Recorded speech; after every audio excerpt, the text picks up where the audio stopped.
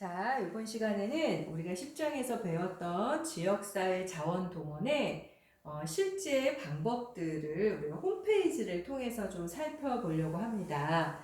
우리가 앞서서 우리 앞부분에서 배웠던 내용들 중에 이제 대중을 통한 모금을 어떻게 하는지, 또 기업을 통한 후원금은 어떻게 하는지, 재단을 통한 후원금을 어떻게 하는지, 그 다음에 이제 기타 모금, 또 사회복지 공동모금에 이렇게 봤잖아요.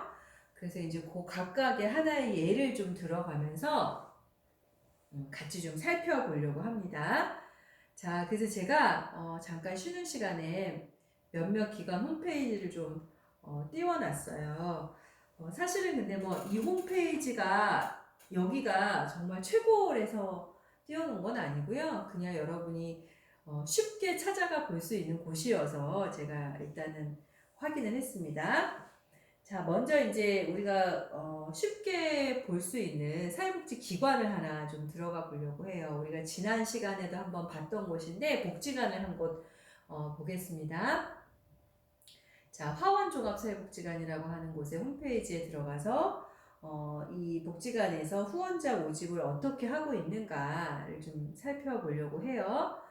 홈페이지에 보시면 웬만한 복지관들 홈페이지는 다 이렇게 지금 보이시죠? 여기 나눔 안내라고 해서 여기 별도로 오른쪽에도 또 이 배너가 있는데요. 이렇게 이제 후원을 할 수 있도록 클릭하고 들어가면 바로 볼 수 있도록 그렇게 되어 있어요. 자, 그래서 후원 안내를 찾아서 들어가 봤더니 지금 현재 복지관이 사업을 하는데 필요한 후원 금품 요런 물품이 필요합니다 라는 것들도 공지를 해놨죠. 그쵸? 예를 들면 전동 스크린 하나가 필요한데 50만 원이 들어요. 빔 프로젝트 하는데 100만 원이 들어요. 이런 식으로 해놨어요. 그래서 이걸 보고 여기 보면 상시 모집 중이기 때문에 담당자에게 연락을 해서 제가 이거 도와드리고 싶어요 라고 할 수 있겠죠. 그 다음에 이제 이 복지관에 후원을 신청하는 방법을 보시면 전화로 신청할 수도 있고, 그러면 담당자가 누구고 전화번호 누구입니다 알려놨죠. 그 다음에 직접 오셔서 신청하셔도 됩니다. 그래서 이 약도 보기에서 약도를 누르면 기관에 약도가 나오더라고요. 그 다음에 홈페이지를 통해서도 온라인 신청서를 작성하시면 가능합니다 라고 되어 있어요. 그래서 제가 이 온라인 신청서를 한번 눌렀어요. 눌러봤더니 뭐가 떴냐면 이 신청서가 뜨더라고요. 보이시죠 여러분? 자, 후원자 혹은 후원처 신청 카드 해서 개인인지 단체인지 기업인지 체크하게끔 해놨어요. 그 다음에 이름 쓰고 주민번호 쓰고 여기 보면은 필수사항인 곳들이 있죠. 여기 이제 필수사항 주민번호나 사업자 번호, 만약 개인이면 주민번호, 또 기업이나 단체면 사업자 번호를 쓰게 되어 있는데 이거 왜 그런 거냐면 나중에 이제 국세청에 가서 연말정산을 할 때 이 번호가 있어야 우리가 국세청에 신고를 해줘요. 얼만큼 후원하셨습니다라고. 그래서 이런 부분들이 써져 있고, 그 다음 연락처, 주소, 이메일, 이런 것들이 쭉 써져 있죠. 그 다음에 후원하시는 내용, 지정후원이냐, 지정후원이면 아동이냐, 청소년, 어른, 장애인, 다문화, 복지기관, 기타 이렇게 해서 내가 원하는 곳에 체크를 하면 되고요. 그 다음에 결혼후원이면 특정 대상자와 1대1을 통해서 매월 정기적으로 지급되는 후원금을 말합니다. 그래서 결혼후원하고 싶으면 여기다 체크하시면 되고, 일반 후원은 복지관의 전반적인 사업과 운영에 필요한 그 돈에 쓰여지는 후원금입니다. 그럼 일반 후원금, 예를 들면 전화요금도 내야 되고 난방요금도 내야 되고 이런 거. 그 다음에 이제 물품 후원이면 각종 물품과 식품을 난 후원하겠습니다. 그럼 여기다 체크를 하는 거예요. 후원 방법은 직접 와서 낼게요. 이게 직접 납부고요. 통장에 입금할게요. 혹은 CMS로 자동이체할게요. 이렇게 되어 있죠. 후원 단위 한 구자가 10,000원. 혹은 한 구자에 난 2만 원 할게요. 체크할 수 있어요. 아니면 이거보다 더하게 난 한 구자 5만 원 하려고 그럼 기타를 체크하고 금액을 쓰면 돼요. 물품도 마찬가지로 예를 들어 내가 선풍기 10대를 하고 싶습니다. 그럼 품목은 선풍기, 수량은 10대 이렇게 쓰면 돼요. 그 다음에 만약에 여기 CMS 자동이체 체크를 했다 그러면 자동이체 신청서에 어느 은행에 예금주 누구고 뭐 나는 언제 이체가 되도록 하겠습니다. 이렇게 쓰면 돼요. 그 다음에 이제 기타 나는 왜 참여하게 됐는지 참여 동기, 또 참여 경로 이런 것들을 쓸 수 있게끔 되어 있고요. 그 다음에 이제 본인이 신청이 사인하게 되어 있고 요즘 이제 개인정보 그 수집을 함부로 할 수 없기 때문에 그러면 이제 개인정보 수집 이용 동의서 그래서 이런 내용들도 읽어보고 체크할 수 있도록 그렇게 되어 있어요. 이게 이제 일반적인 사회복지 기관들이 쓰는 그 기부금과 관련된 양식이에요. 대다수의 사회복지 기관들은 이런 형태로 홈페이지 상으로도 후원자를 찾는다라는 걸 홍보하고 있어요. 그 다음에 여기 보면 후원자 신청 방법을 봤죠 지금. 그 다음에 이제 납입 방법 써져 있고 후원자에게 주는 혜택은 뭐가 있다 이렇게 되어 있죠. 그다음에 후원금의 지원 내용 어디에 쓰입니다 이런 내용들이 있어요. 이제 화원종합사회복지관 하나만 봤지만 대부분의 사회복지관들이 이렇게 되어 있습니다. 그럼 이제 이걸 하고 나면 어디다 썼는지 후원 내역을 보고해야 돼요. 그래서 실제로 여기 보면 예를 들어서 어디다 썼는지가 여기 써져 있어요. 후원 물품, 중고 유모차 나눔 안내. 그래서 후원이 어떻게 들어왔고 어디다 썼습니다. 이거 눌러보면 이제 그런 내용이 나와 있거든요. 이제 그런 것들이 써져 있는 거고요.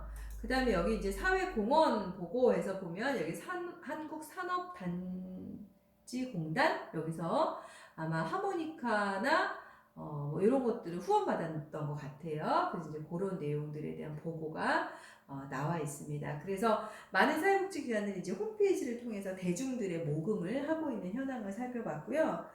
그 다음에 또 하나는 이제 기업의 후원금을 보려고 하는데 기업 후원금은 일반적인 회사 홈페이지에 들어가면 찾기가 어렵더라고요. 제가 찾아보니까. 근데 뭐 예를 들면 이런 거예요. 우리은행 그러면 우리은행이 뭐 직원들의 월급의 일부를 뭐 1,000원 단위 미만은 뭐 그 다 모금한다 이렇게 해가지고 지역에 있는 사회복지기관에 후원하고 있습니다. 이런 것들도 있고요. 또 제가 예전에 일했던 복지관 같은 경우는 스타벅스가 이제 저희 기관을 후원했는데 어떤 형식으로 후원을 했냐면 스타벅스가 새로 오픈을 하잖아요. 가게를 오픈하면 그 오픈 당일 행사를 한단 말이에요. 그러면 오픈 당일날 들어온 수익금은 복지관에 후원하겠습니다. 이렇게 해서 오픈 행사를 해서 기업이 저희를 도와줬던 그런 사례도 있어요. 이제 그런 것들이 해당이 되고요. 그 다음에 이제 여러분한테 교재에서 아까 제가 소개했던 것 중에 재단 지원금이라는 게 있어요. 그래서 이제 제가 재단 지원금을 좀 찾아보려고 합니다. 자, 그래서 하나 대표적인 예로 제가 삼성을 들어갈까 현대를 들어갈까 하다 삼성은 요즘 조금 사회적 이슈로 뜨거워서 제가 삼성 말고 현대 쪽을 들어갔습니다. 자, 현대에서 운영하고 있는 기업 재단이 이제 아산사회복지재단이라는 데가 있어요. 아산사회복지재단을 치고 홈페이지에 들어가면 요게 이제 첫 페이지예요. 그래서 이제 재단 소개. 그래서 이제 재단에 들어가면 정몽준 이사장이 이 재단에 대한 취지, 뭐 또 기구 이런 것들을 쭉 소개하고 있어요.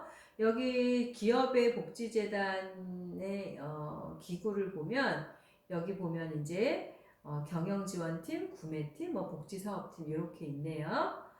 사회복지사들도 채용 가능한 곳이에요. 관심 있는 친구들 한번 알아보세요. 그 다음에 이제 아산사회복지재단에서 하는 사업들 요거를 좀 볼게요. 여기 보면 뭐 우리가 이제 병원과 관계된 의료사업을 볼 건 아니고 사회복지 쪽을 보도록 하겠습니다. 사회복지 쪽의 사업 안내해서 들어가면 여기 보면 이런 내용이 나와 있죠. 중점 지원 사업이 있고 공동체 네트워크 지원 사업이 있고 SOS 복지 지원 사업 이렇게 써져 있네요. 그래서 요 각각에 대해서 이 현대 아산 사회복지재단이 해마다 지원을 하고 있다라는 거예요. 그래서 뭐 실적 이런 것도 쭉 나와 있고요. 요 세 가지 중에서 이제 하나는 한번 들어가 볼게요. 중점 지원 사업. 그러면 중점 현대에서 운영하고 있는 아산사회복지재단의 중점 지원 사업은 두 가지예요. 하나는 발달장애 지원 사업이 있고 하나는 소외아동 청소년 지원 사업이 있어요. 그래서 예를 들어 발달장애 지원 사업이다 그러면 여기 보면 어떻게 협력해서 이 기관들이 지원해 줬는지가 쭉 나오죠. 리스트가. 예를 들어서 전국 장애인 부모 연대 여기를 지원했고 뭐 과천시 장애인복지관, 꿈더하기 지원센터, 인천광역시 장애인 종합복지관 뭐 이런 데들을 지원했다고 쭉 써져 있죠. 그래서 여기 이제 발달 장애 지원 사업 또 그다음 소외아동 청소년 지원 사업 했더니 소외아동 지원과 관계돼서는 어떤 기관들과 협력해서 지원했다 이런 내용들이 나와 있어요. 요게 이제 기업의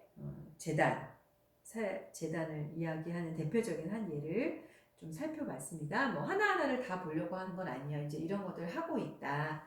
그래서 해마다 여기서 이제 공지가 나서 이 사업을 하실 분을 모집합니다. 그러면 많은 사회복지 기관들이 여기다가 이제 지원을 하는 거예요. 여기 보면 소외아동 청소년 지원 사업에도 지원 기간은 매년 평가를 통해서 최대한 3년간 지원해준다 이렇게 써 있죠. 그리고 기관당 1년에 1억 많이 주네요. 1억까지 지원이 가능하다. 1억을 다 동일한 금액을 주는 건 아니고요. 그 기관이 사업 신청서를 낸 금액에 준해서 주게 되어 있어요. 요게 이제 아산사회복지 재단에서 하는 중점 사업이고 또 공동 네트워크 지원 사업. 그래서 요거는 이제 사회복지 현장 종사자들의 네트워크 여기를 지원하는 거예요. 그래서 기관당 1년에 1,500만 원까지 지원해준다. 그래서 예를 들면 이런 거예요.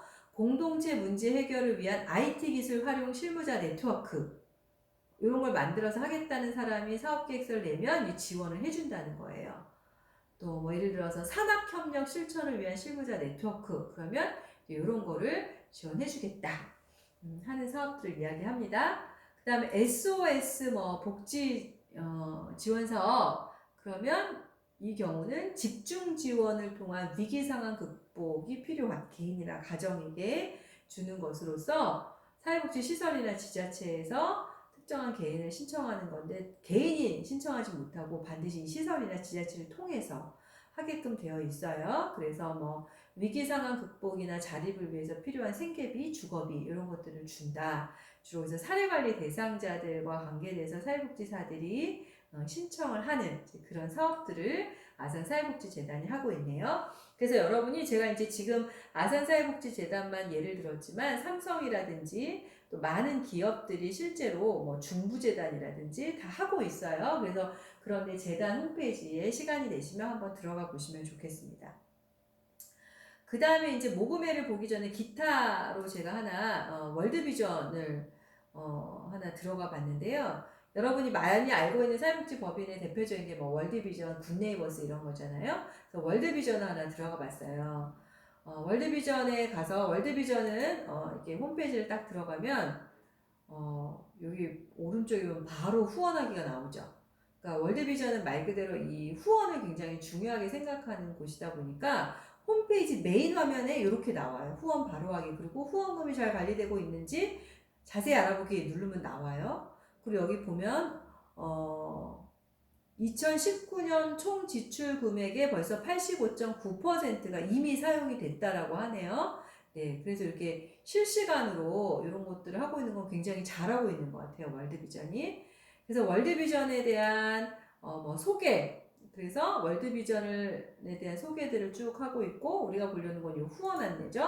후원 안내를 들어가서 보면 아동 후원, 사업 후원, 기업 후원, 특별 후원 이런 내용들로 후원에 대한 소개를 하고 있어요. 하나 들어가 볼까요? 예를 들어 아동 후원을 누르면 정기 후원을 하면 당신에게 어떤 일이 일어날까요? 해서 첫째 뭐 알아가요, 둘째 확인해요, 셋째 함께요 해서 아마 이거 누르면 이제 뭐가 있나 봐요.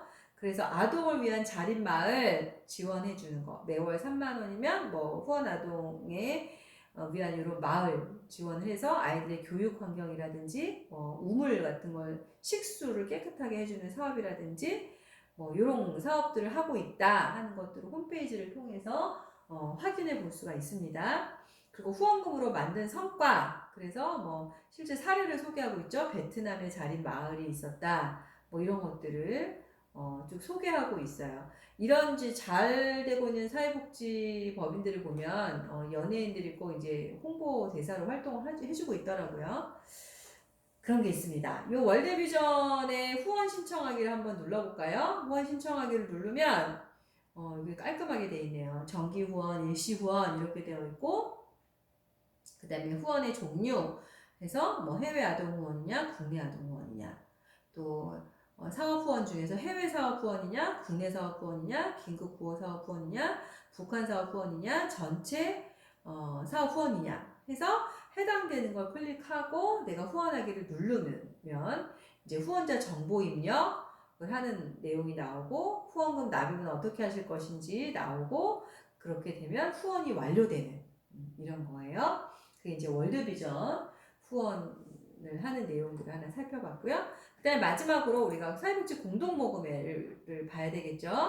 자, 사회복지 공동모금회 홈페이지인데요. 첫 페이지를 한번 잠깐 들어가 볼게요. 처음에 홈페이지에 딱 들어가면 이렇게 나옵니다. 사회복지 공동모금회 사랑의 열매, 여기 보이시죠? 네, 이렇게 나와 있고, 여기 보면 이제 사회복지 공동모금회가 하는 캠페인 해서 나눔 캠페인, 그래서 희망 나눔 캠페인, 요거는 주로 연말에 아까 제가 말씀드렸어요. 연말에 하는 캠페인이고, 그 다음에 연중에 하는 캠페인들도 있어요. 요 연말에 하는 희망 나눔 캠페인을 들어가 보면 아마 여러분 요런 거 보셨죠? 요 온도가 이렇게 올라가게끔 하는 요거가 이제 희망 나눔 캠페인의 대표적인 예예요. 그래서 몇 도까지 올라가면 목표가 달성됐다, 이런 이야기를 하죠. 그래서 보통 여기 써져 있지만 11월 20일부터 1월 31일까지 총 73일간 전국에서 동시에 연말에 실행되고 있는 게 희망 나눔 캠페인이라고 합니다. 그게 이제 캠페인 사업이고요.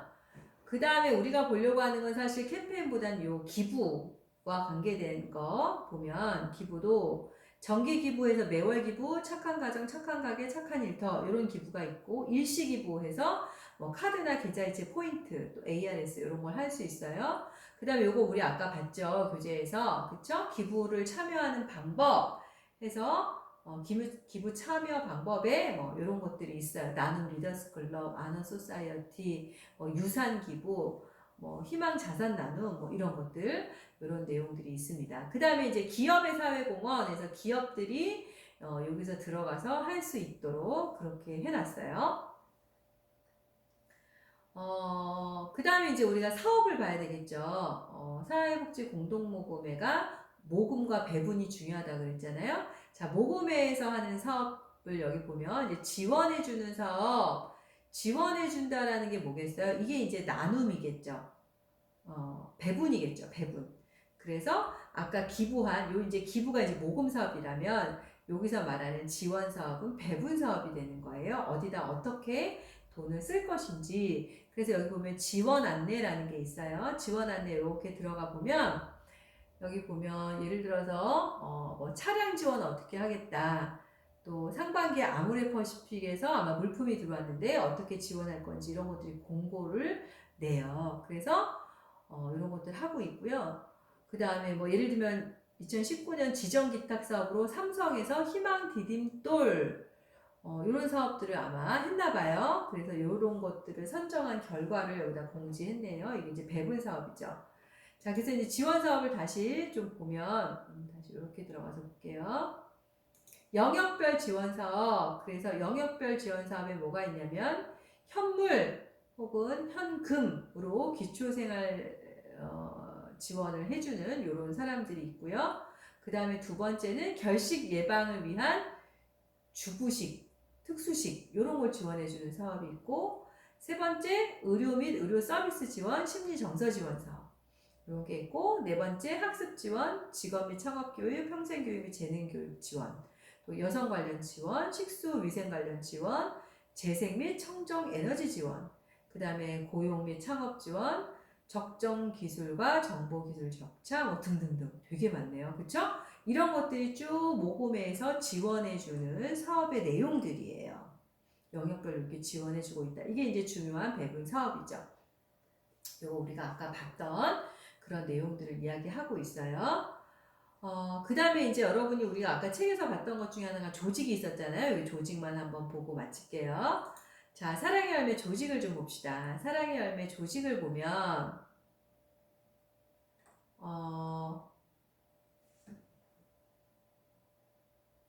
여기가 이제 조직도 같은 게 딱 한눈에 안 들어오게 되어 있네요. 이게 조직도가 딱 나와 있으면 좋은데, 함께하는 사람들을 잠깐 볼까? 아, 요게 조직도가 더 보기가 편하네요. 자, 여기 보면, 함께하는 사람들 해서 요거 이제 지금 중앙의 조직이에요. 중앙의 조직. 중앙은 아까 말씀드린 것처럼, 회장 있고, 잠깐만요. 여기 보면 이사회가 있어요. 그러면 이사회에는 어떻게 뭐 몇 명이 있는지 누가 이사인지 이런 것들 다 공시하고 있어요. 감사 2명이라고 그랬죠? 그렇게 있어요. 이런 내용들이 있고 그 다음에 분과실행위원회가 있다고 그랬잖아요. 분과실행위원회도 마찬가지로 중앙의 기획분과실행위원회는 누가 있고 그 다음에 홍보분과실행위원회는 누가 있고 또 모금분과실행위원회는 누가 있고 또 배분분과실행위원회는 누가 있는지 이런 것들이 쭉 써져 있어요. 여기 보시면 우리가 아시겠지만 사회복지 전문가들만 있느냐? 절대로 그렇지 않아요. 각각의 분과에는 사회복지 전문가들은 분명히 있어요. 예를 들어서 지금 이제 기획분과 실행위원회도 보면 여기 방학골 복지관 관장님도 들어가 있고 또 서울여대 사회복지학과 교수님도 들어가 있죠. 반면에 여기 한양사이버대 교수님도 들어가 있네요. 여기 동덕여대 사회복지학과 교수님도 들어가 있고 반면에 사회복지와 관련 없는 사람들도 들어가 있어요. 예를 들면 대표적인 게 보면 리서치 연구소 대표이사, 법률사무소 대표 이런 사람들은 사회복지랑 관련이 없는 분들이잖아요. 회계법인 상무 이런 분들도 다 기획분과 실행위원회에 들어와 있습니다. 홍보분과도 마찬가지예요. 홍보분과는 특히 사회복지사들은 여기에 전문가가 아니다 보니까 주로 홍보의 전문가들이 여기 들어와 있어요. 교수님들도 하다못해 그래서 광고 홍보학과 교수나 커뮤니케이션 학부 교수님 이런 분들이 들어와 있네요. 그쵸? 그 다음에 모금 분과 실행위원회에는 모금을 어떻게 잘 할 것이냐 하다 보니까 기업의 대표들도 많이 들어와 있고요. 그 다음에 이제 모금을 할 때 어떤 세금 관계 혜택 이런 것들이 있어야 되다 보니까 세무학과 교수님 이런 분들도 들어와 있습니다. 그 다음에 배분분과 이게 잘 배분이 돼야 되니까요. 배분분과에는 대부분 이제 사회복지 관련된 분들이 많이 들어와 있는 걸 볼 수 있어요. 그래서 여러분들이 이제 이 사회복지 공동모금의 조직이 궁금하시면 여기 들어와서 보시면 되고요.